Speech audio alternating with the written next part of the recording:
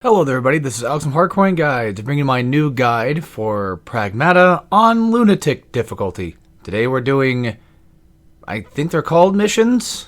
I'll figure that out. Either areas or whatever. I thought about calling them areas, but we're doing the solar power plant. And Lunatic difficulty is kind of interesting because, yes, even though enemies are stronger, as the game says, you do actually start off with a lot of weapons that you can purchase and have at the shelter if need be, and they also do drop, mostly randomly, different kinds of weapons, so my playthrough might be a little bit different than yours, and I want to emphasize strongly for this playthrough, or this guide, that commentary is going to be extremely important, mainly for boss fights and areas that might have some enemies that are troublesome, so I can tell you which arsenal might work better for which things, because a lot of enemies in this game tend to have better weaknesses, quote unquote, against certain weapons. Like I think they're called the enforcers. I forget their names, but like the big humanoid robot ones that walk around in the second area. They're kind of weak against riot shield a little bit whenever you open them up. And I will be pretty much running through this as quick as possible as well. So just, enjoy the guide. Either for helping you out if you need it, or just, for something to kind of watch just for fun. And I know this game just released not that long ago, but I did beat it in a couple days. And I have time to play Lunatic. I tried it out for a little bit. I beat the first chapter. And I thought, man, this is not that bad. So alright, our first enemy is the walker type, and their main weak point is usually their head, so, just take them out as you see fit. These guys are not that tough, and I understand that when you get a lot of them around you, it's going to be pretty tough, but that's fine, we'll get through that. I know my commentary is kind of weird, but we're going through this so dang fast, I don't know how to commentate anymore, it seems, even though I said that's pretty important. But that's mostly important for certain parts of it. And what I mean by that being more important than the gameplay aspect is there's times where I'll have an arsenal of weapons that I don't either normally use or want to use for that section, and I just kind of stick with what I have. Like even right now, for example, I have sticky bombs. I never start off with sticky bombs. I'm not a fan of sticky bombs. I'm okay with the charge piercer. I like the shockwave, gun and stuff like that, the shotgun and what have you. I didn't even notice there was a guy behind me. Even now I didn't even notice. So, yeah, also I do kind of expect for this playthrough, like you can watch this without beating the game, that's fine. But I do kind of half expect people to probably already have an idea of how this game works. So, if I were you, I would recommend playing through the game once, if you're going to play it. If you're going to play the game, just play it once. And, you don't have to try out Lunatic yourself if you don't want to, but at least give the game a shot so you kind of understand what's going on, because I might not fully explain all of that.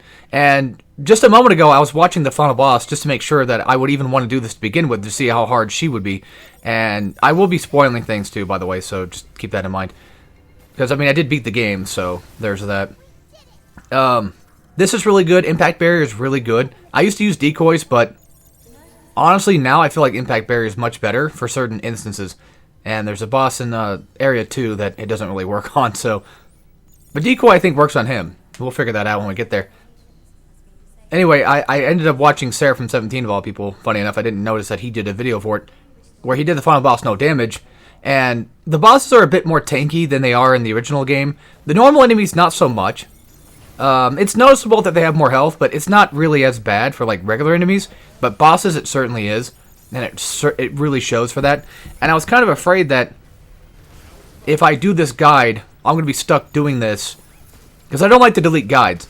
So like I'm stuck doing this all the way to the final boss. But the good news is this game has a way you can kind of grind out things and level up relatively pretty alright.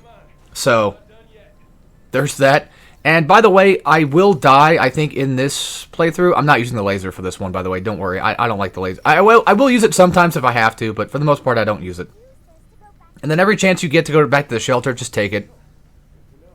It's basically a free checkpoint, and on top of that, you get your You get all your ammo back, you get your health back, you get everything back. So, God, I love this game. When I first beat it, I'm like, do I like it? I mean, I played it for like 2 days straight, but do I really like it? Oh, real quick, for the upgrades, like, you know, the defense and gun upgrades and stuff like that, I may or may not accidentally edit this wrong, and I might miss a few times where I come back to the shelter and edit things. So just bear in mind that whatever upgrades I'm getting are really basic upgrades for the first part, or for the most part later on. But at first, the first thing I buy is object scan, so that way I can go ahead and just find things around. And I also buy the shockwave gun so that we have it in our inventory, so I can always just make sure I have it if I need it. Because the shockwave is good. I would recommend buying the shockwave whenever you get the chance. The shockwave, charge piercer, what's it called? Impact? I forget. Basically the shield gun. And then for your right tactical weapons, I would recommend buying probably the stun and the riot. You can buy whatever you want, realistically, of course, because you can grind in this game. If you die, you just come back with all your stuff. It's fine. It's no big deal. They let you keep all your stuff, and the enemies do respawn. So, yes, I know.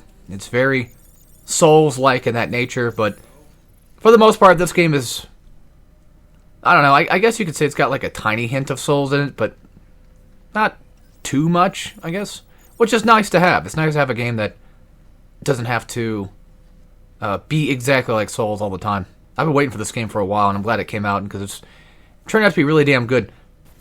Yeah, I forgot what these things were called. Upgrade components, duh. I will be going out of my way to get things, so if you don't like exploration, I wouldn't recommend watching this. But there's times where I'm going to speed through this, and there's times where I'm not, so that's just how this playthrough is going to be. And like I said, commentary-wise, it's going to depend on the enemies we're fighting. So, for these little flying drone enemies, they're nothing. Just dodge them, hack them, and then dodge them. Because like, usually when you hack them, they kind of stay stationary where they're pointing at for their targeting. So, which is kind of nice. Just, you know, hack them, take them down, usually first. Typically, I make them first priority, depending on what's going on in that situation. So as you can see here, I'm just dealing with them first. Then you got the big sort of, I guess you could say, roly-poly guys. These guys, if you have the stun gun, which you'll see later, I recommend using that. And if you have the shockwave, you know, hack them, wait for their head to pop out, and then hit them with a shockwave shotgun blast. I'm just going to call it shotgun from here on out. I'm just using sticky bombs because it's just what I have. Also, I did not know, I don't know if this is true or not, I didn't look at it myself, so I have no idea. But reading the comments from the Seraphim video, it seemed, well, I noticed that his hacking was like super fast. I'm like, how the hell is he doing that? And it turns out you can upgrade your hacking speed, so I didn't know. So, apologize for talking too quick. This is the first video, I'm getting used to this, and I don't know how this guide's going to really work out. And going back to it real quick, don't get me wrong, the gameplay is important too, because you guys can see things that I'm not saying that I forget to talk about because it's just too damn fast. And in terms of the hacking materials that you really realistically need for certain things, the only thing I can really think of that's super damn important is typically Brainwash. That's like the only one that I can think of that I really, really prefer having, if I could. Because Brainwash causes, even there's nobody around, Brainwash will at least cause the enemy to never attack you. Regardless. They will still attack, but they won't attack you, which is kind of helpful. So. And I have this weird thought in my head that every time I use Brainwash, it for some reason makes enemies more tanky, but I don't think that's true. This is just the heat one. Basically, it just makes their stun go faster. But for the basic enemy type walkers, it doesn't really matter. You're not really going to need it. Because these guys die too quick. One shotgun blast, even at low level, should be good enough. Confused, that's what it's called. I keep calling it Brainwash. But every time I watch myself play this chapter, or even play it myself, man, I love it. I absolutely love it. By the way, you can press triangle in the middle of that and still grab it. It's really nice. Yeah, this game is so damn good. I didn't try to like speed through it the first time. I did explore, I did go get things. And that reminds me too, if you're ever having trouble with a boss, or if I'm not good enough for a guide, I just upgrade. You know, go find some stuff, go upgrade your stuff. Go upgrade the things that you use more often than I do.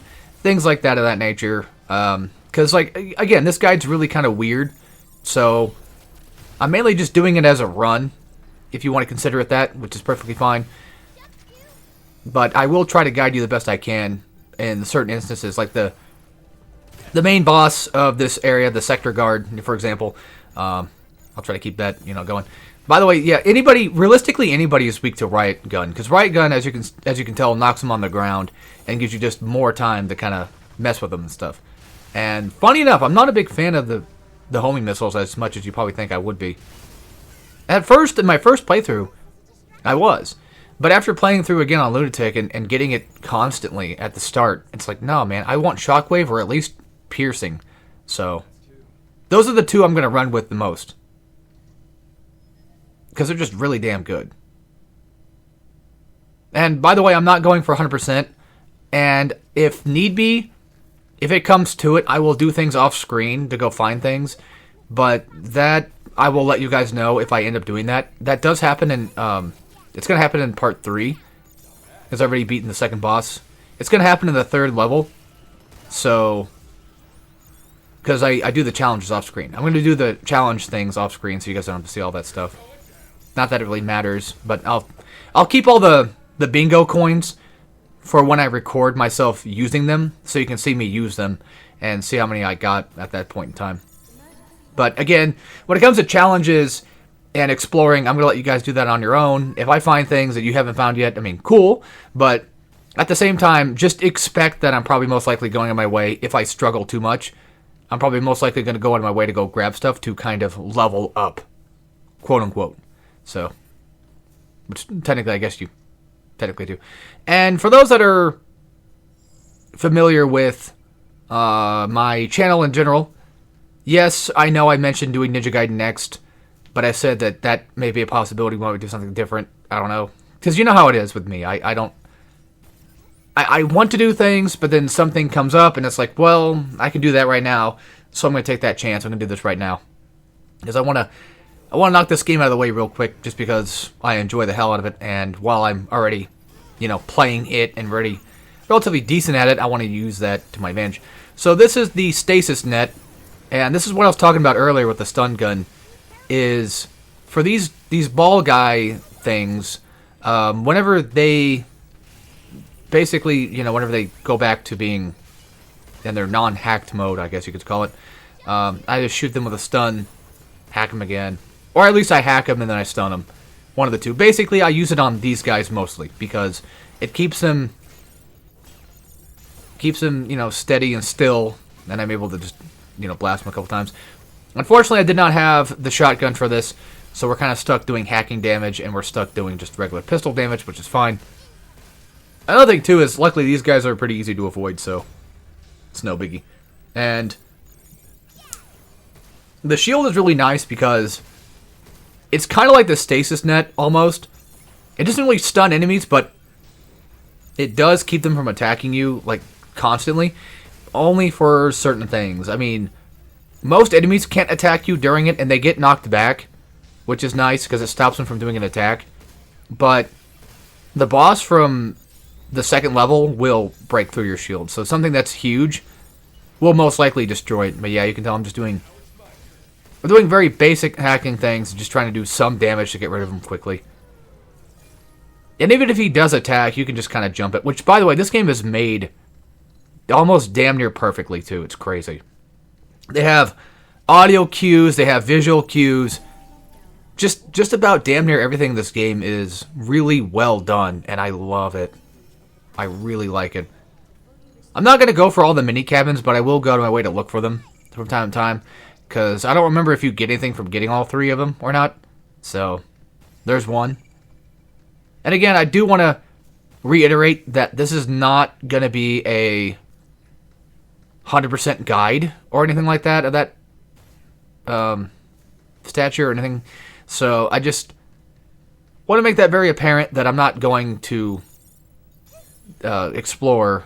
I mean, I'll explore, but I'm not going to go out of my way to make that the main aspect of the game the entire time. We're not collecting 100% of everything. I'm collecting whatever I need in order to beat bosses. And like I said, Which even right now, like, I'm going my way to go get this upgrade component. I usually would cut this out of a video, but because, you know, it's a part of the upgrade, I might as well show it off. At least in the first mission, I wanted to show it off. And then from here on out, I'll probably just end up getting them on my own, if need be. I'm basically giving you guys a way, if you're following the guide, like, don't follow my guide to a T. That's dangerous. Just, you know, I'll give you tips and hints that I know of, but at the same time, you know, you're kind of on your own when it comes to upgrades, because, like, you can just make whatever upgrades you want and usually just get away with it, because this game's pretty damn nice about certain things. It's mainly, like I said before, the bosses and certain fights that might give you some trouble that I'm going to try to help you with, mainly. That's where, like I said, the commentary aspect's going to come in. It's funny, because, like, I'm not the only one that actually ended up getting Vanquish vibes from this, because the whole, you know, boosting armored spacesuit type thing that's going on, it really gives off huge Vanquish vibes. Alright, so mini cabin is actually inside here, and I can hear him. I'm just looking around for things at first, just in case, but I do hear the little bastard, and he's just hiding to the right, and inside a little bit to the left of me. I'm just very blind. I don't stand still and look for things, I guess. There's your second one. I think I missed one in the second level anyway, so. And like I did mention before, every time you get a chance to go back to the shelter, sorry. Every time you get a chance to go back to the shelter, I do recommend doing that, so that way you can replenish on your stuff, and pretty much it's just a nice big giant checkpoint that you get a lot of your stuff back. You can upgrade if you need it, and giving Diana some of the globe thingies, the REM things, is kind of nice too, because it gives you those little coins, the cabin coins, you can use for the bingo board, and then you can get extra little goodies from that, and so forth and so forth. So I think here, I'm looking around for things to buy. I buy the stasis net, so we have it, that we can equip at the beginning if need be, because I do like having it, and I'm not going to worry too much about the hacking ones just yet. And this is where the main aspect's going to come in for me, is thrusters. It's mainly just the suit upgrades in general I really like having. And then every once in a while I'll probably change outfits. I didn't here because I didn't really care much for the red.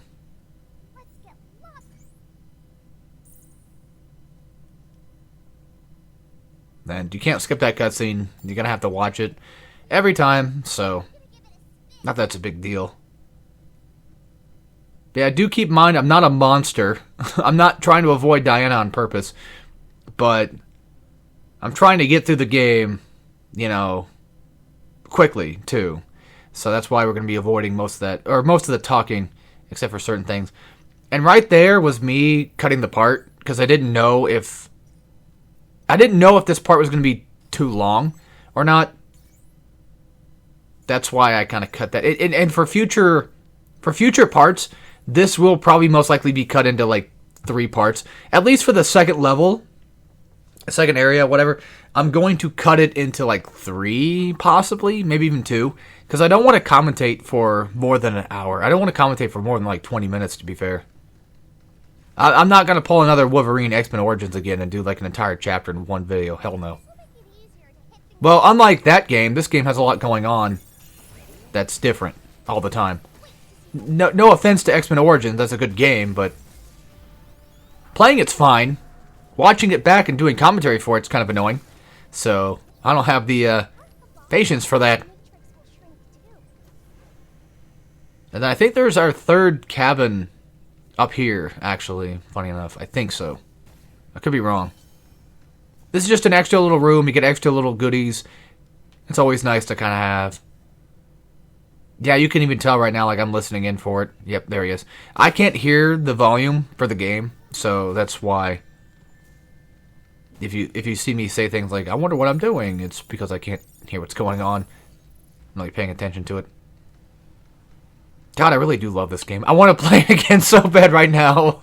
I'm right now in the Terra Dome, so that's where I'm at currently. Yeah, I've got faith in myself. I can probably do this. And usually when I start doing a guide, it's usually because I know I can, or at least I'm gonna try my hardest to damn well try. I never plan on deleting guides. That's not my nature. All right, so once again, priority, take out the drone first, and then after that, just deal with whomsoever you feel like dealing with. And of course, if you get these guys stuck together, that's great. You just blast them with a nice little stasis net, and then hit them with a shockwave. And usually shockwave kills multiple guys at once, which is really nice. If you got a walker and you're fighting one of these Borok calls, some barnacle-looking motherfucker, I should cuss that hard. My bad. I'm trying to be a little bit more professional with this. Oh, and yeah, I'm gonna show this off real quick. Am I showing off the entire thing? Oh God, please tell me I cut. No, I don't think I do. Oh, damn it. All right, well, I'm pretty sure I died to the sector guard, and I want to show it off because whenever you die, like I said, you keep all your stuff and you just kind of just reset. So it's not a big deal.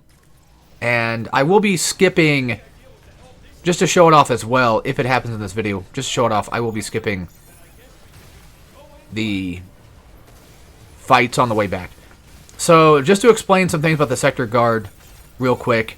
Basically, if you've got the shield, it's really good against him doing his charge attack. You can just block off his charge completely. And essentially, you want to wait for him to do a bunch of attacks. Wait for him to attack first, and then go behind him and then hit him from the back, because that's where his weak point's at. And that's pretty much all you really need to know about him, to be fair. And again, with the shield, it does stop him from doing his charge attack, which is really helpful. So only really use it when necessary. I would suggest just waiting to use it if you feel like you're about to get hit. Or if you're like really low on health. But if you want to stop him in his tracks from doing anything, that's one way to do it. Sector guard is relatively pretty easy. He seems tough at first, but once you kind of figure him out, it's like, oh, okay. Because he'll do like a lot of these missile launches and just stick himself into... Oh, maybe I didn't show off the death. I guess not.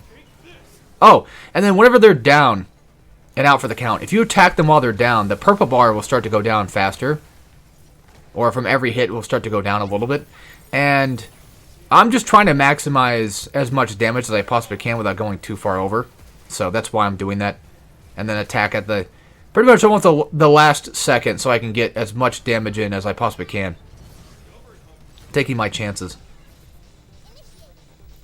And unfortunately, the stasis net is not going to be very helpful in this fight at all. If anything, if you want to bring the riot gun with you, go ahead. But I do highly recommend Shockwave and the piercing rifle. Those are the two main weapons I recommend for this fight. Then this is just a sequence you're going to have to do no matter what. Even if you die, you have to do it over again. So it's fine. And now we've unlocked Overdrive, which is super helpful. And then once he's down out for the count. I'm only launching the stasis net just to get extra little tiny bits of damage. That's pretty much it. It's just a free gun pretty much at this point for me. And then, oh, by the way, so if you want to keep somebody's hacking points or their exposed weak points open for longer, you need to hack through the blue little arrow things on your hacking screen. And then this right here, I'm just charging while I'm dodging so that I can kind of get my shot lined up and ready to go whenever I need to. Because the piercing, or the charge rifle, whatever it's called again, does a lot of good damage too. It's really good. And by the way, whenever he's exposed from the front, he still takes damage. Not as much as he would on his weak point, of course, but he still takes a decent chunk of damage. So there's that. Yeah, I like to charge and fight at the same time. That's something that you're gonna have to learn. I can't really teach you stuff like that because it's something you have to feel yourself, and this, I believe, kills. It's just enough to kill, which is really good. So I guess we did skip or I edited out the death scene, I guess. It was so quick, I didn't even notice it happened. Damn. But I did die here. And I probably did end up getting upgrades or something along the way. I wouldn't be surprised. Well, if I did, I showed it off, so there's that. And now you just grab the sector key, you wait for the game to continue. Yada, yada, yada. Blah, blah, blah. You get the picture. And now I think we finally have access to cabin. So we can start putting in the cabin coins. And I can skip these, but I'm just going to show them off just for the sake of, the rule of cool, I guess. So mass production array is next. And that one's kind of long. So get ready for that one. It took me like an hour and a half to beat that one. Like I said before, I'm going to show you guys the cabin coins that I'm going to spend. I don't really care. If I see a red card, I'll typically buy that first. If I see a really good upgrade, I'll probably buy that as well. But for the most part, I'm just kind of buying whatever. And just that's about it for that one. Nothing more specific. And then now we have new upgrades we can print it, or we can print out and stuff. I'd say, again, for this, mainly just worry about getting thrusters, because you want to have as much dodge as you can. And repair stuff is just kind of there for me. It helps a little bit. And I like to evenly distribute my upgrade containers. For those that are curious and following along, if you're wondering about the upgrades for the future and stuff, what I end up getting. And I'm just going to show my save file just in case anybody gets mad that I'm not showing that off. But there you go. That's it. So take care, everybody.